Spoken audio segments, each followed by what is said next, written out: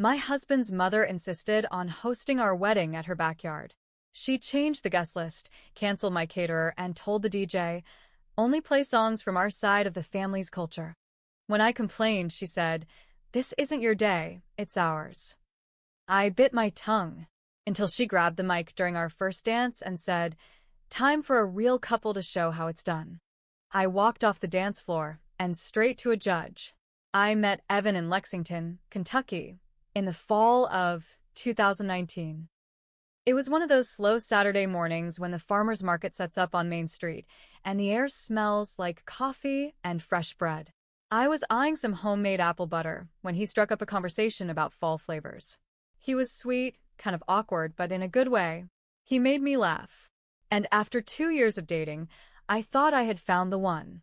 We got engaged in October 2021. He proposed during a hike at Raven Run, right when the leaves were that perfect shade of orange.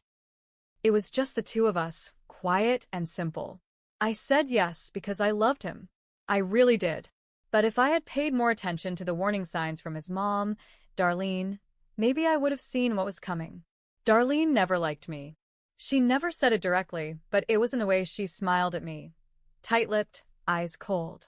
She'd compliment my dress but then say, it's brave to wear something so bold with your hips. Or she'd say, you speak Spanish? I just don't see the point. We're in America. I'd smile, ignore it, keep the peace. Because that's what we're taught to do, right? Especially with in-laws. Keep it light. Be polite. But when we got engaged, Darlene went from annoying to controlling. I wanted a small wedding at Talone Winery. Open air, vineyard backdrop, close friends and family, simple food. Evan said it sounded nice. But when we told his parents, Darlene's whole face dropped. Oh no. No, no. You're not spending all that money when we've got a perfect backyard right here, she said. Her backyard was big, sure. But it wasn't a vineyard. It had rusty patio furniture and fake flowers stuck into the ground. Still, Evan looked at me and said, it'd mean a lot to her. So I gave in. Darlene said, this wedding isn't just yours. It's a family celebration. I didn't argue. That was my first mistake. I tried to plan what I could control. I picked a caterer who understood my vision. Comfort food with Latin touches. Tacos al pastor, fried green tomatoes, cornbread with jalapeno honey butter. Food that told both of our stories. 2 weeks before the wedding, my caterer called me, sounding shaken. Hi, we just got a call from someone named Darlene. She said our services weren't needed anymore. What? She said she's replacing us with someone else. I called Darlene immediately. Oh, honey, she said, I saved you money. You're welcome. I called my cousin Stan. He does barbecue. Real meat. None of that spicy stuff. Spicy stuff. I repeated, stunned. Just something simple. Nothing weird. I was so angry I couldn't speak. When I told Evan, he sighed and said, I'll talk to her. But he didn't. That was my second mistake, trusting him to stand up to her. Then came the guest list. I gave Darlene a finalized version with names, addresses, and RSVP counts. I thought that was that. Turns out, she never sent invitations to half of my family. She sent out her own version with a different RSVP number and a different address.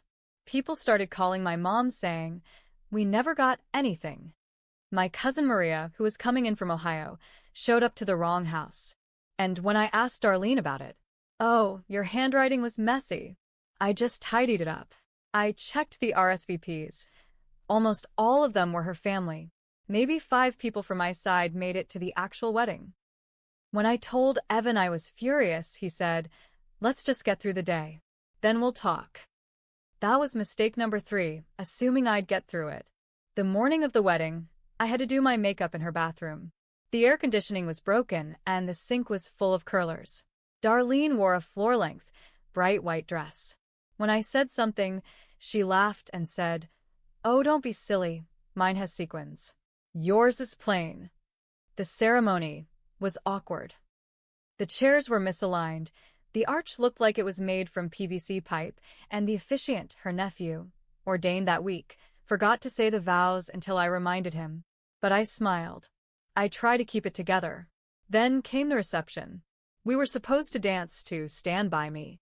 It was our song. I had emailed the DJ our whole playlist weeks before. Instead, he started playing polka music. Loud, blaring, unrecognizable. I walked over to him and asked, "What is this?" He said, "The mother of the groom said the bride approved a cultural shift in the playlist." "A cultural what?" "She said you were fine with it." I looked across the yard and saw Darlene sipping a margarita, like she was queen of the damn ball. But I kept calm. Until our first dance. The DJ finally started the right song. Evan and I took to the floor. I was trying to block everything else out, focus on this moment, just us. But halfway through the song, Darlene grabbed the microphone from the DJ booth.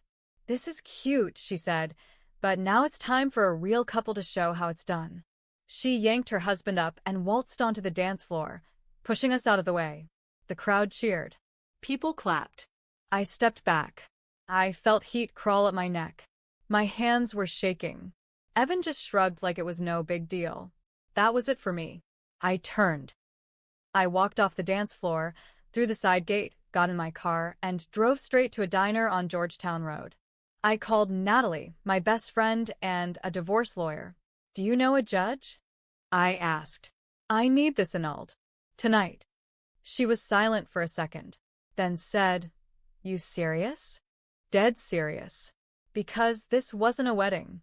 It was a hostile takeover. And I was about to take it all back. So there I was, sitting in a half-empty diner in my wedding dress, eating fries and staring out the window while my phone buzzed nonstop.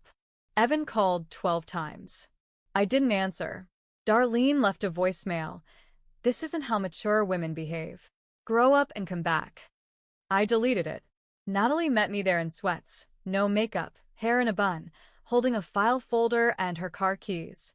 "I talked to Judge Randall," she said. "He's not gonna annul it tonight. But we can file Monday morning." That was good enough for me. I went home to my apartment. Not the condo Evan and I were supposed to move into, my apartment. I peeled off the dress, tossed it in the tub, poured bleach on the hem, and watched it fade. It felt good. Monday came. We filed. That's when the real drama started. Evan showed up outside my work the next day, pacing in front of the building like some lost puppy. I had security tell him to leave. He wouldn't. So I walked outside. "Can we talk?" he said. "Please." I agreed to 5 minutes.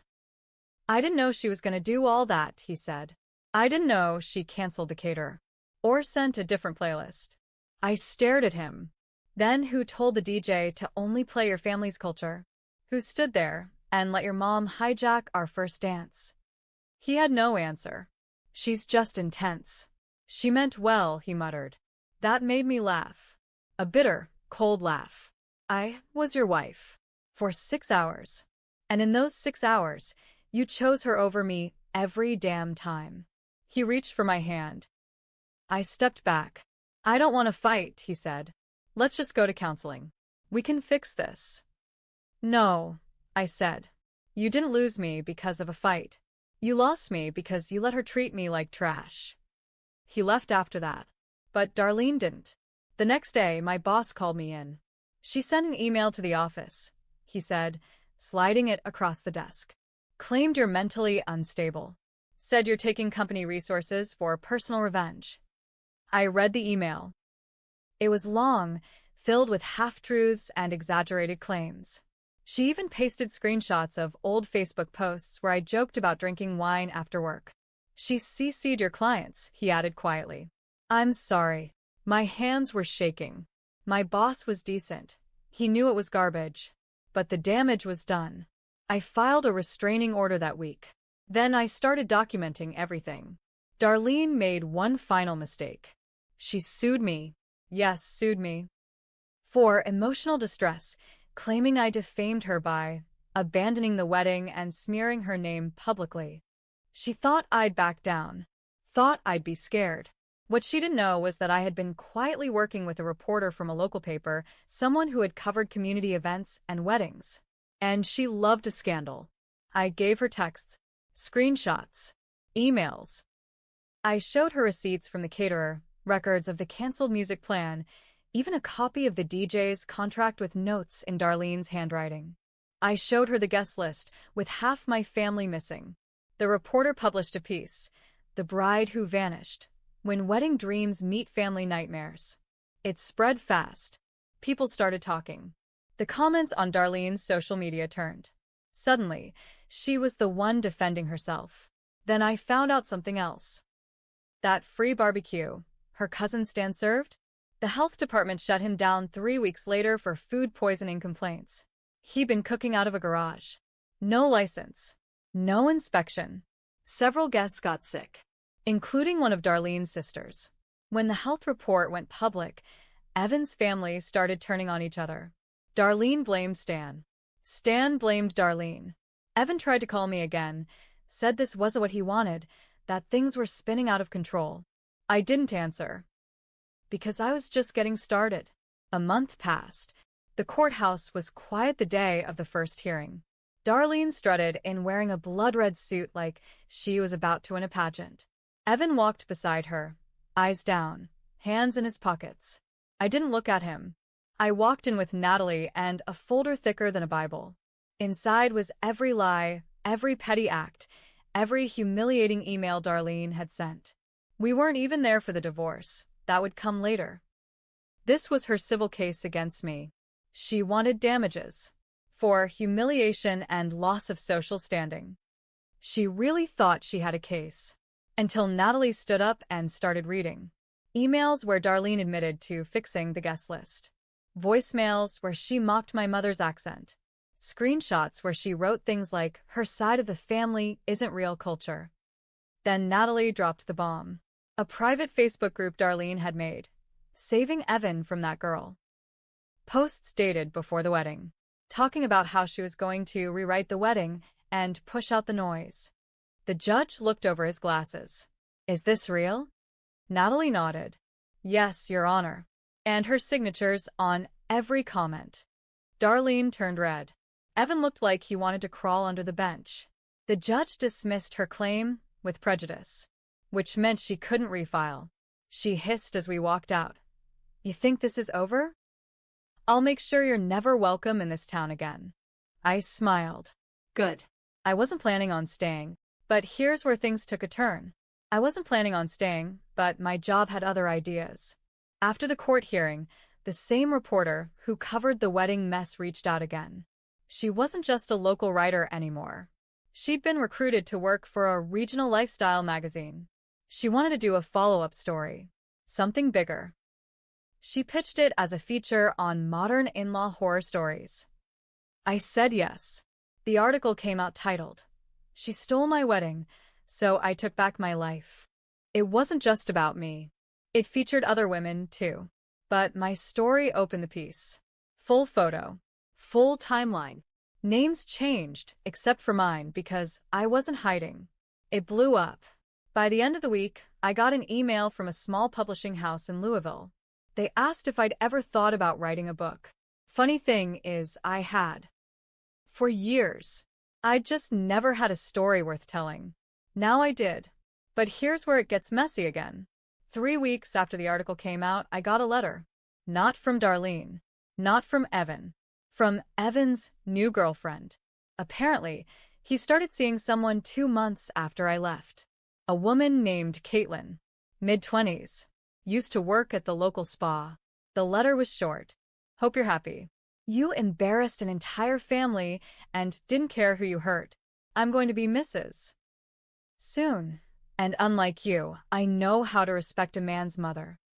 I laughed when I read it, not because it was funny, but because I realized something. They were still blaming me, still acting like I ruined everything, like I had crashed the wedding. But I was done being polite. So I did something I never thought I'd do. I decided to finish the book. And the last chapter? That's still coming. I worked on the book for 6 months. Every night, after work, I'd sit with my laptop and pour everything out. Not just about the wedding. About the whole relationship. The red flags I ignored. The moments I made myself smaller to keep the peace. The The silence I chose instead of standing up for myself. I named names. I changed some small details for legal reasons, but anyone from Lexington who read it would know exactly who I meant when I said, a woman in white sequins who thought the day was hers. The publisher loved it. We signed the deal. A real advance. A real contract. The title? The Wedding That Wasn't Mine. By the time it hit shelves, the buzz from the article was still going. Book clubs picked it up. Bloggers reviewed it. It even landed on a small-time bestseller list in Kentucky. That's when everything blew up. Darlene's social life? Gone.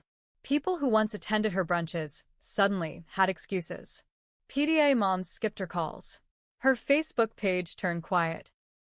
Someone even graffitied her white fence with "Control Freak" in red paint. Stan, her cousin with the illegal barbecue setup, was fined again, this time for trying to reopen under a new name. Health department flagged him. Word got around. He lost his food truck. And Evan? Evan married Caitlin within the year. I didn't attend, obviously, but I saw pictures. Darlene wore another white dress. Caitlin smiled through her teeth. 3 months after their wedding, Caitlin emailed me again. Just so you know, your stupid book is ruining our lives. Evan is embarrassed. His job's getting weird. You should be ashamed. I wasn't. But I did feel one thing. Clarity. See, I wasn't innocent either. I stayed silent too long. I let myself be walked over. I gave up my venue, my food, my culture. I tried to keep the peace when I should have spoken up. That's on me. But once I did speak up, once I stopped letting shame keep me quiet, everything changed. The final nail came 2 years later.